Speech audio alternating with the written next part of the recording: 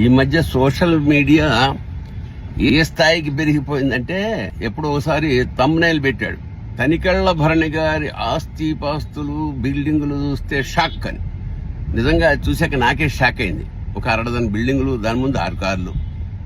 సరే ఏదో సరదాగా నవ్వుకున్నాం. ఇప్పుడు ఎలా అయిందంటే ఇది ఏదో దేశం మీద యుద్ధం జరుగుతోంది, నేను ఒక వర్గాన్ని వైపు సపోర్ట్ చేస్తున్నట్టు, లేదో ఇంకో వర్గాన్ని కించపరుస్తున్నట్టు ఇట్లా నోటికి వచ్చింది పెట్టేస్తున్నారు. నేను అన్ని మతాల్ని, అన్ని ధర్మాల్ని గౌరవించే వ్యక్తిని. నేను ఏనాడు ఎప్పుడూ ఇలాంటివి చేయలేదు, భవిష్యత్తులో చెయ్యను.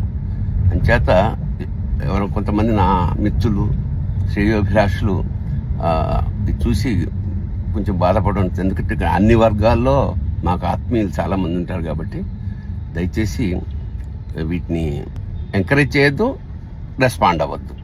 శుభం భూయాత్. నమస్కారం. ఈ మధ్య సోషల్ మీడియా ఏ స్థాయికి పెరిగిపోయిందంటే ఎప్పుడో ఒకసారి థంబ్నైల్ పెట్టాడు, తనికెళ్ల భరణి గారి ఆస్తిపాస్తులు బిల్డింగులు చూస్తే షాక్ అని. నిజంగా చూశాక నాకే షాక్ అయింది. ఒక 60 బిల్డింగులు, దాని ముందు 6 కార్లు.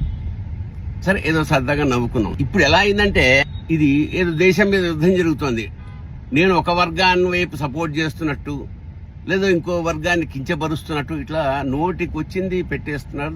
నేను అన్ని మతాల్ని, అన్ని ధర్మాల్ని గౌరవించే వ్యక్తిని. నేను ఏనాడు ఎప్పుడూ ఇలాంటివి చేయలేదు, భవిష్యత్తులో చెయ్యను.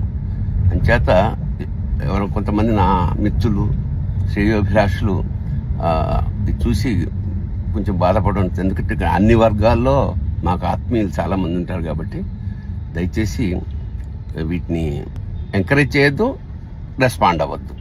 శుభం భూయాత్. నమస్కారం.